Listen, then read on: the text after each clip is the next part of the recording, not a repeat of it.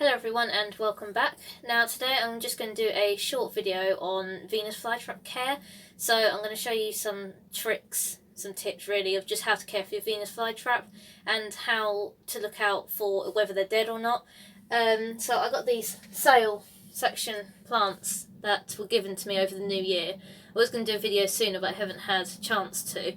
But they haven't really improved, so it's still quite a good time to do a video. But I'm just going to show you roughly if you're looking to buy some more Venus Flytrap, because sale section plants are always nice go-to. Everybody likes to go to the sale section, see what they can find. But just to show you really what you can find. So if you see a sale Venus Flytrap, you don't really want to pick it up because they do not look very happy at all. But I'm just showing you that even sale section plants can be something really good. Okay, so amongst my baby Sarracenia, I've also got the sale section Venus Flytraps. So I got these from a family member, like I said, over Christmas, and there was like 3 pots full, and I think the family member said they only got them for like £1 or something, and there's a couple in each pot, so I've divided them all up and put them in their own separate pots. So as you can see, some look better than others. This one's quite a nice one, where you got some that look like that, which wouldn't be your first choice at all if you went to a garden centre. But I'm just going to show you how plants like this are still really healthy. So first of all, you need to look out for a rhizome really. So Sarracenia and Dionea, they both have this rhizome, and it's basically where the plant comes from. So the growth comes from this rhizome here, which is really nice and healthy because it's large and white. So it's got some good roots as well, which you can see it's got some new white roots growing there. And the plant will grow bigger as the rhizome gets bigger. So this one you can see has flowered before, but it has been cut off. But with a white rhizome, you kind of know that they're going to be fine because the growth on them will eventually come out, so it'll divide, get bigger. This one over here does have a flower, so when they're weak like this, I would probably suggest cutting it off. But I think it'll still be fine with it on, so it's still going to have a really nice white rhizome, which I'll talk about in a minute. But that one's quite healthy at the moment, and I use the flower stalks for propagation. So I think it'd be quite nice just to see how that one will go. I'm not really worried about losing any of these if I did, but I think they're all going to be fine, even the little ones that are looking all scruffy like this.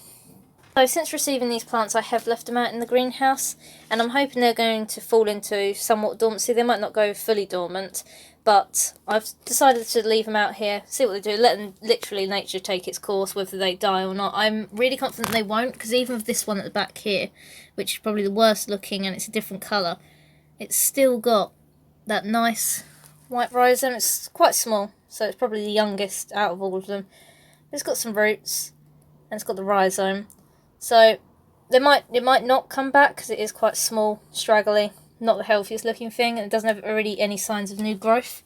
But I'm going to still give it a go, and I think it will come round. So I've had smaller ones, these 2 in a pot were also a sale section that I brought. And one of them's come back really well. One of them's slowly coming back, but it's struggling a bit. That's just in pure sphagnum moss, where these ones are in peat and perlite. So I do think sphagnum moss is a good media. And with my big bog pot here, with the adults, is a mixture of sphagnum moss and peat and perlite, which I think has gone quite nice. As you can see, the summer red makes the red colour. So strong lighting suggests how healthy they are. These ones, again, haven't really gone fully dormant at all, so it's not really been cold enough. I've had a few cold nights, but nothing significant. So we've got signs of dormancy here with the smaller traps. It's even got a little baby coming from the roots and the rhizome there. But I think it's looking quite nice, and I hope they hold up over winter. As I said before, this isn't going to be a very long video at all because I've shown you the fly traps and what to look out for. So obviously looking out for a healthy white rhizome. Obviously if you're at a garden centre you can't exactly go around pulling all the plants out of the pots because they wouldn't like it. But there's obviously signs that you can to see and to tell if they're healthy. So new traps is probably one of them. So if I just grab one of them here. So when a fly trap gets new traps, there'll be tiny little like hooded, like this one here, little hooded traps. You can't really see it that well because they're quite small. But then there's really distinctive signs. Obviously you would know what's between green growth and not. Venus Flytraps flowers look different. So when they first start to flower, you'll see the little head first. So that's what you'll see. Then the stalk will come afterwards. And they could get very tall, very big. Which I could put a picture of one of mine that flowered with my big adults that are in the bog pot. They flowered last year, had some really nice tall flower stalks which I can show you, put a picture over this video. So if your fly trap is coming into flower, especially this time of year, I wouldn't probably advise it. However, if you want to flower probably for seeds, or if you want to do flower stalk propagation, which I did a bit of last year, then definitely keep the flower stalks. If your plant is struggling a lot, then I would recommend cutting it off. I'm only keeping mine on purely because I want to propagate from the flower stalk, and I'm not really fussed about losing them because I've got so many. So at this time of year as well, Venus Flytraps won't look their best. They'll be going through dormancy. So this is probably the best example of dormancy that I've got. So the petioles, which are the leaves, will get a lot smaller, and the traps are very close to the ground. Plus you get all this dead growth around, so all the traps start blackening and dying off.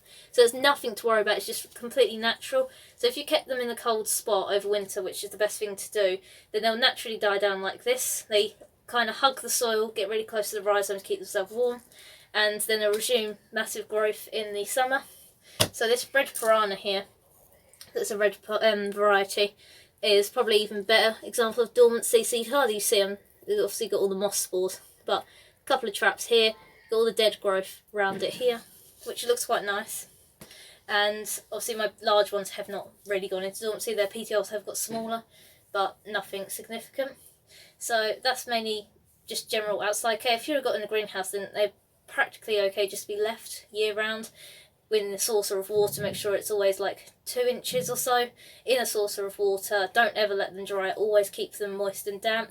In the winter, if you've got them outside like this, then it's just best to keep the soil damp, so water it, let it dry out. Don't let the soil dry out, just make sure it's damp, then they'll be fine. Throughout the summer, the strong light will give them the really nice red colour. So that red colour is from really nice sunlight. And you know when they're healthy, when they have that really nice red colour.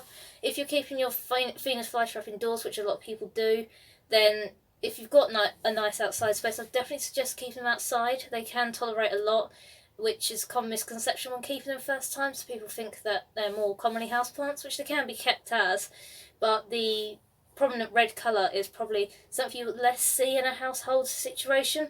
Unless you've got them under a strong grow light, then they could do quite well under that as well. So if you want to keep them indoors because you have no outside space, a grow light would probably be recommended. In the winter, if you can't provide them with dormancy, they will probably struggle a bit. So you can look into fridge dormancy. So you can put them in a plastic bag, put them in your fridge, they'll remain at a constant temperature, then they'll grow again. And if you do obviously have an outside space, then great. If you don't, grow lights again will probably be best to keep them over winter. Now they can struggle without their winter dormancy. It can affect the growth the following year. They might not flower, might not do their natural stuff, but then they still might be alright. But obviously look into it first. This video is kind of just like a general care rundown. So if you do have any further questions about fly traps, then give me a message also. Quite easy to look after, they're very hardy. I'm surprised about how hard they actually are. They can tolerate a lot. Yet obviously always rainwater, and always peat perlite, sphagnum moss. Coir, sometimes people have used. I've tried with coir in the past and it didn't really work, but I am adapting coir onto other species of plants, but just not yet Venus Flytraps, which I'm looking still to mix to find the right blend for them. But as long as you get like their basic care needs, then they're absolutely fine. Just to be left, as long as they're moist, then they're absolutely fine. So I think that's everything I should cover in this video. And thank you so much for watching and taking time out of your day to watch this.